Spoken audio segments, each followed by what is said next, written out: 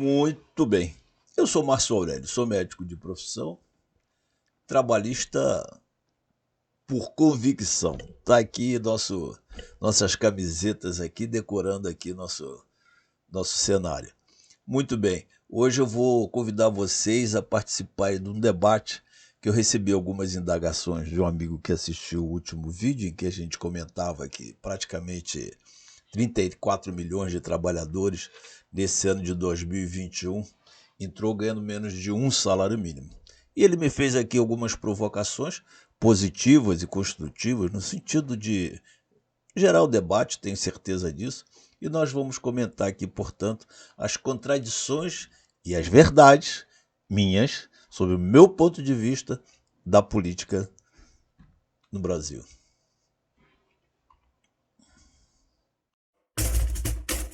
Antes de começarmos, portanto, aquele call action de praxe, né? Aquela chamada para ação. Curtir, comentar, compartilhar.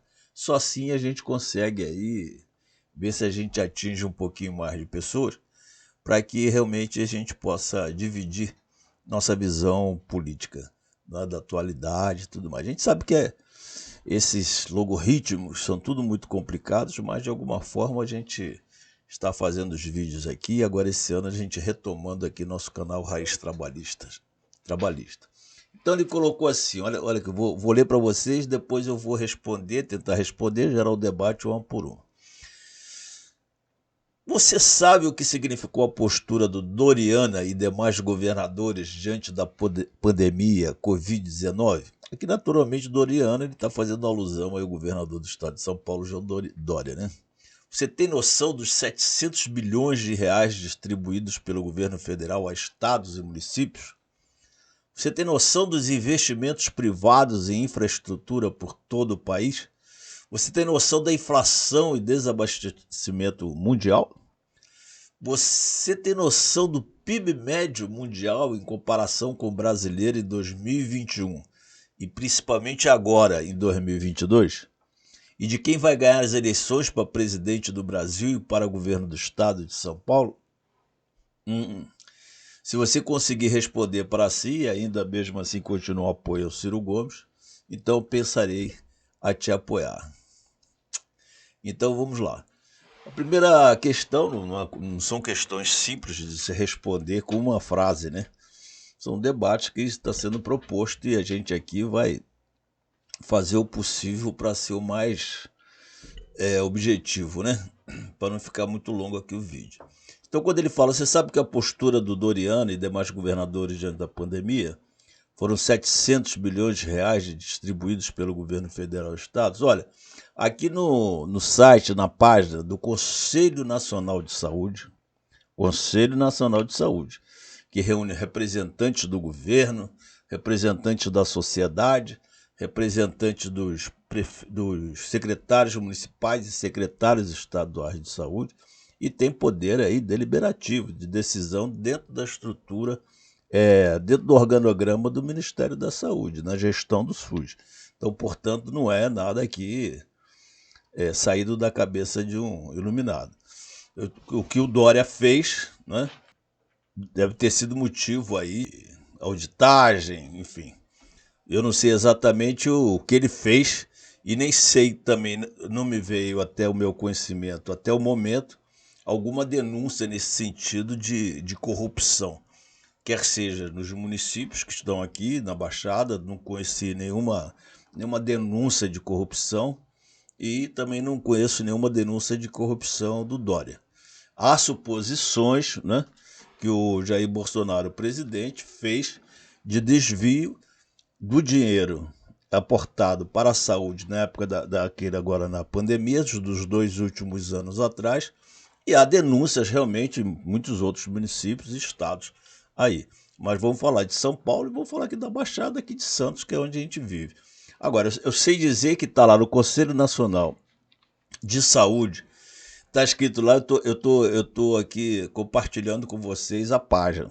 Saúde perdeu 20 bilhões de reais em 2019 por causa da emenda constitucional 95/16, que é aquela emenda constitucional que o pessoal chamava PEC da morte, né? Projeto de emenda, lei da morte, que determinava um teste de gastos nas áreas sociais.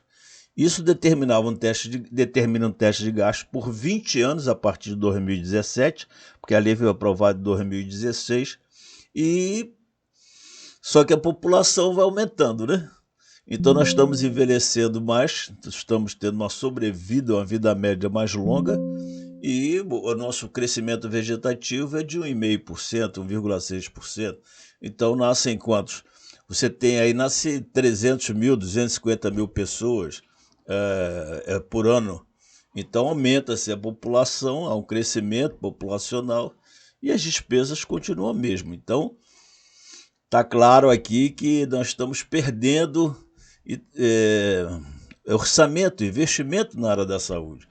Ao mesmo tempo, o relatório de riscos fiscais da União da Secretaria do Tesouro Nacional, olha aqui, está no site, indica que o envelhecimento, como eu estava dizendo, populacional exigirá um investimento adicional de 5 bilhões e 700 milhões de saúde até 2027.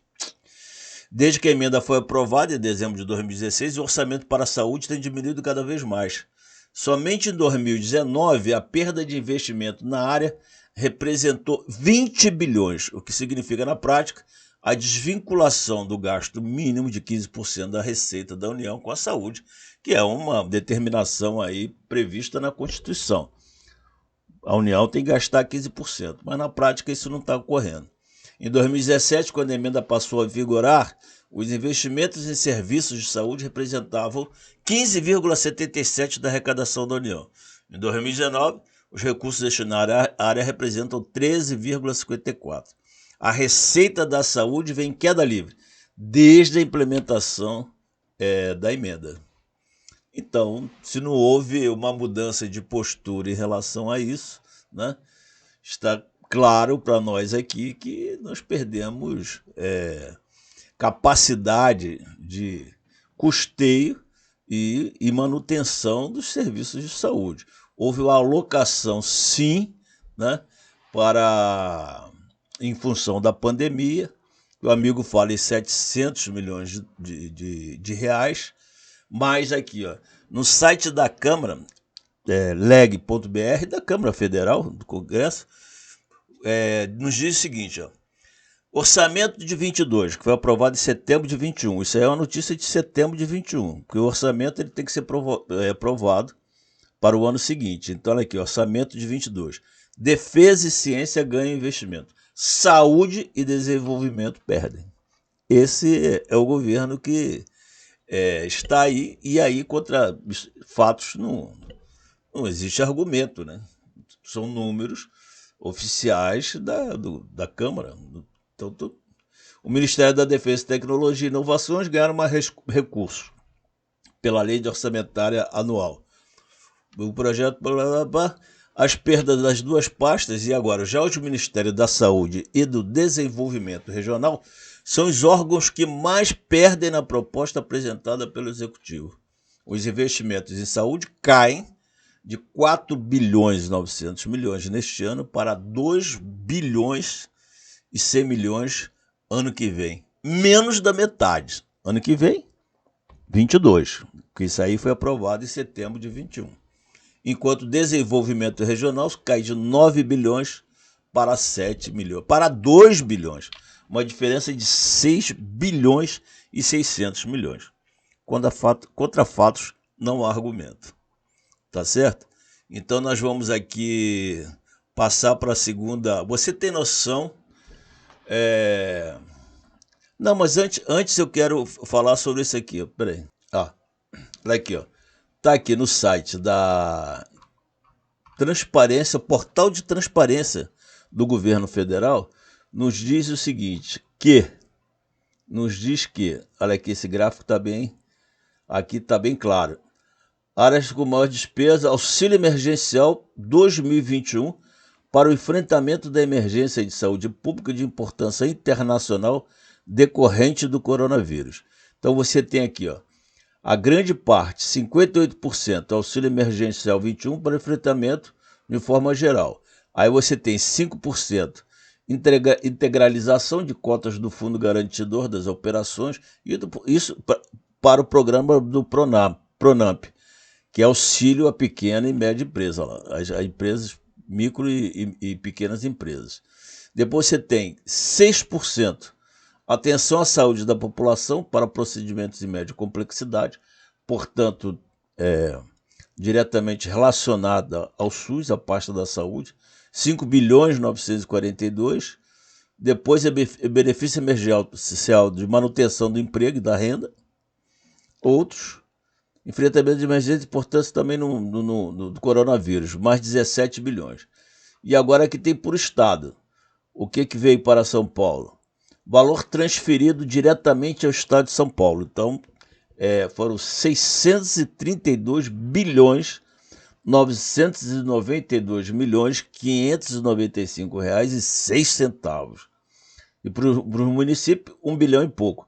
Direto para o estado de São Paulo, foi transferido 1 bilhão 745 146 mil reais. Portanto, está aí o valor que foi transferido para o estado de São Paulo, para os municípios, pouco mais de 1 bilhão de reais. E, naturalmente, eu não conheço nenhuma denúncia, né?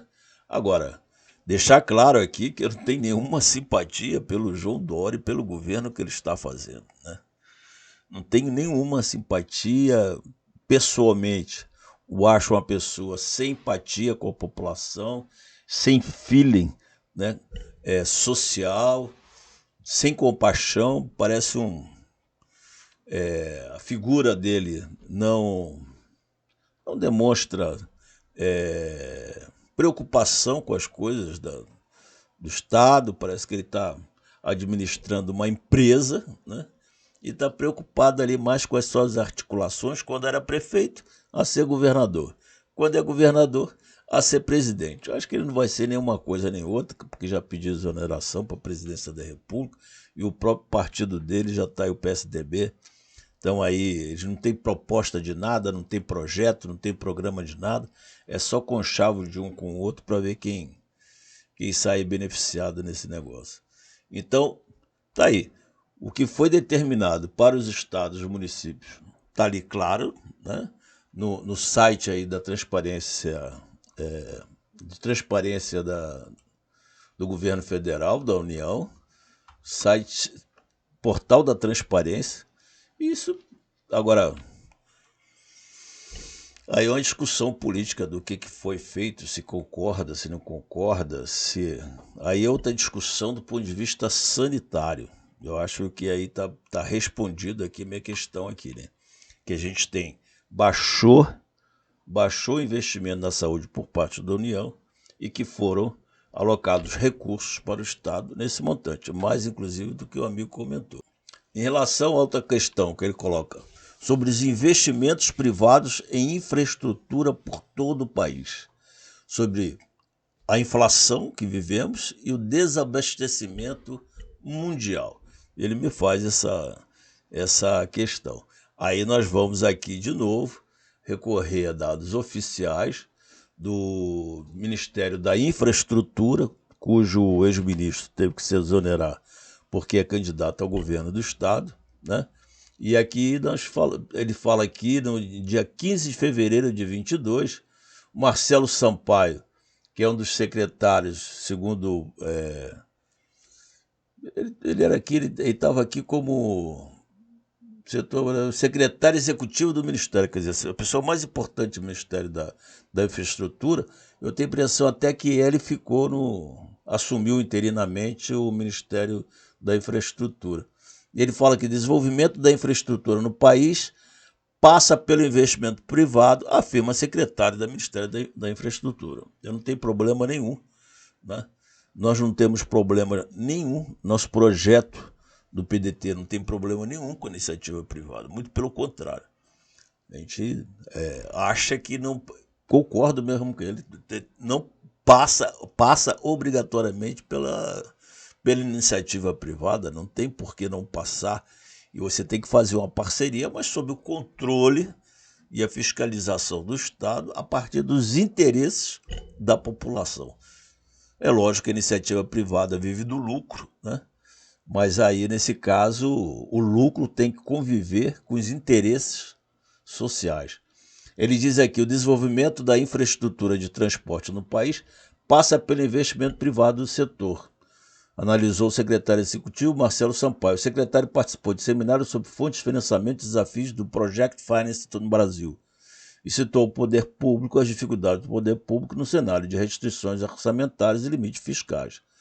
Tá, segundo o secretário, por meio da iniciativa privada, será possível amenizar o gap da infraestrutura que o Brasil tem. O atraso da necessidade de investimento em infraestrutura. Estudos apontam para a necessidade de se investir ao menos 4,3% do PIB ao longo dos próximos 10 anos para o país reduzir gargalos ao desenvolvimento econômico e social. Atualmente, esses números giram em torno de 2% somente do PIB. O Ministério garantiu que já houve concessões na área de infraestrutura, garantindo 89 bilhões de reais, 90 bilhões de reais em investimento e 20 bilhões em outorgas. A verdade é que, com leilão de 81 ativos, 34 aeroportos, 35 terminais, 6 ferrovias, 6 rodovias. Na verdade, pegou o que era da União, do povo brasileiro, e deu concessão. Não estou vendo aí investimento nesse sentido, no sentido de melhorar os serviços por enquanto. Isso foi uma declaração de fevereiro, agora, portanto, 2 meses atrás. Nós estamos aí há 6 meses, 10 meses do final do governo e o Tarcísio, o ministro Tarcísio da Infraestrutura, alardeia que está fazendo um grande trabalho. Então, não vimos resultado nenhum por enquanto, né? Isso é claro, quando pergunta investimento da infraestrutura privada, por enquanto é parco, né? A necessidade será de 4,3% do PIB, por enquanto é de 2% do PIB. E foi aprovado no Senado também a PEC da infraestrutura para reverter queda no investimento público em transporte. Isso também de fevereiro, 22 de fevereiro agora desse ano. Foi aprovada a PEC, que determina que pelo menos 70% dos recursos obtidos com outorgas onerosas de obras e serviços de transporte sejam revestidos para o próprio setor. Essa é uma PEC, quer dizer, um projeto de emenda constitucional do óbvio, né? Outorga onerosa é quando uma empresa vai fazer uma grande obra, por exemplo, e ela causa algum impacto, quer seja na vizinhança, no meio ambiente, no espaço urbano. E aí, para compensar isso, ela vai mitigar, diminuir o máximo possível esse impacto. Para compensar isso, precisa outorga onerosa. Ele vai fazer uma obra que justifique os prejuízos causados pelaquela. Então ele vai construir um prédio e ali vai dar um impacto, por exemplo, no acesso das pessoas, no transporte, na demanda por água, luz, esgoto. Então ele constrói uma escola do lado, constrói uma... Então, lógico, ele não vai construir um cinema no outro bairro, né, cara? Então isso aí, lógico, se você vai fazer vai outorgar em função de uma obra, tem que ser na área de transporte. Essa outorga onerosa é na área de transporte. É isso. Então, olha, eu acho que está respondido em termos aí de investimento de infraestrutura, que está numa fase inicial. Eu tenho a impressão que a gente podia ter avançado muito mais. Você tem noção da inflação, desabastecimento? Tem, porque eu vou no supermercado. Então, quando você vai comprar uma lata de óleo de soja por mais de R$ 20, você não vai ter, lógico que você vai ter noção da inflação. Então, lógico que, naturalmente, a inflação, nós tivemos resultados aí mais impactantes em função da pandemia e em função agora da guerra da Ucrânia. Mas a pandemia tem 2 anos, a guerra tem 2 meses. Agora, que me parece que ela existe muito mais em função da política econômica do governo, no sentido de estar aumentando os juros, diminuindo a demanda para ela baixar. E isso não está acontecendo conforme esperado. E o dólar está baixando em função da entrada desses dólares no Brasil devido aos juros altos. Mas aí eles falam investidores, não são investidores estrangeiros que estão colocando dólar aqui. São aplicadores, porque são aplicações financeiras. O cara não vem com dólar construir um viaduto aqui, pô. Entendeu? Não está acontecendo isso. Ele vem aqui colocar no mercado financeiro. Então, e o desabastecimento mundial, é lógico. O Brasil é dependente, 50% do trigo que nós consumimos para fazer massa, pão, né? É importado, principalmente da Argentina, mas a Ucrânia e a Rússia são responsáveis por 30% do abastecimento mundial do trigo, né? Então isso aí naturalmente dá um impacto muito grande. A alta global de preços de commodities agropecuária e a inflação dos alimentos. Agora, no entanto, nós temos aqui uma inflação acumulada de 20 para 21 de 23,2% somente nos alimentos. Então, se você tem uma emenda constitucional, mas não foi o governo do Bolsonaro, mas é a mesma coisa. O projeto econômico, o modelo econômico do Fernando Henrique Cardoso é a mesma coisa do Lula, que é a mesma coisa do Bolsonaro. Então não mudou nada. Então, assim, não precisa, a gente não tem que ter medo. Vou retomar aquela discussão, né? Aquela polarização de Aécio, Dilma, de Haddad, Bolsonaro, mamadeira de piroca, porque vai fechar as empresas, os bancos vão ser saqueados. Isso é uma discussão assim bem superficial do meu modo de vista, do meu ponto de vista, porque a política econômica é a mesma coisa. Então ninguém está com medo. Se perguntar para o mercado financeiro se ele está com medo de apoiar o Lula, do Lula ganhar, nem um pouco, porque ele já mandou recado e o governo dele foi claro nesse sentido. Foi quando houve mais concentração de poder econômico dos bancos. 5 famílias controlam praticamente 85% aí do sistema bancário brasileiro. E, naturalmente, ele não vai mudar nada. Outro dia eu ouvi um ex-deputado estadual aqui da nossa região e agora candidato de novo, dizendo, numa entrevista do Web TV aqui local, dizendo que se Lula, se o PT ganhar, vai acabar com a polícia do Estado. Olha que bobagem, que bobagem. Se imaginar que o PT, o Tasso Genro foi ministro da Justiça de 5 anos, foi governador do estado do Rio Grande do Sul. E por que vai acabar a polícia? Por que vai acabar? Ele foi governador de 2011, 2015.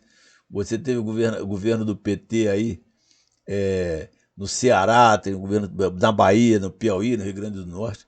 Não tem nada de acabar. Por que vai acabar? Quem é contra a polícia? Isso é uma bobagem. Então a gente fica com esses medos injustificáveis e aí isso só aponta para a polarização. Então não, com medo do Lula, nós temos que nos preservar aqui e colocar o Bolsonaro. O Bolsonaro, ele ganha adeptos por conta desse discurso anti-identitário, né? Que há um exagero por parte de determinados grupos que compõem o PT, no sentido de defender interesses particulares de ditas categorias sociais de minoria, como feministas, os negros, LGBT. Mas nós temos que entender isso aí como grupos sociais que devem ser preservados seus direitos do ponto de vista humano, mas entendê-los como categoria social do ponto de vista econômico, porque todos querem viver uma vida melhor e ser respeitados na sociedade. Você tem. Agora, nós temos esse projeto diferente, porque nós temos uma crítica aqui e nós temos uma crítica aqui. E não participamos desse tipo de polarização. Porque o Lula ficou quase 2 anos na cadeia e a gente sabe quanto foi eivado de problemas, de malfeitos no governo dele. Em relação ao que nós vemos hoje, são escândalos, escândalos, escândalos, denúncia de escândalo, até com pastor, né, ministro da Educação, intermediando aí emendas e orçamentos e alocações de recursos para os prefeitos exigindo propina. Inclusive, ele até se exonerou em função disso. Se eu tenho convicção que eu estou fazendo, que eu estou certo, que eu não está fazendo bobagem, eu fico ali até a morte defendendo os meus princípios, o meu nome. Não parece que foi isso que aconteceu. Bom, não vamos nos alongar muito. Agora ele está perguntando se tem ideia de quem vai ser presidente do Brasil, coisa tipo assim, olha, se não votar no Bolsonaro, não, nós temos o governo, nós temos um pré-candidato à presidência da República, que é Ciro Gomes, nós temos um pré-candidato ao governo do Estado, que é o Elvis César, ex-prefeito, com apoio unânime na região, macro-região oeste de São Paulo, ex-prefeito de Santana de Parnaíba, que é um gestor exemplar, multipremiado. E nós temos aqui o nosso projeto é esse, eu quero saber qual é o projeto de quem mais. Não tem projeto de mais ninguém, né?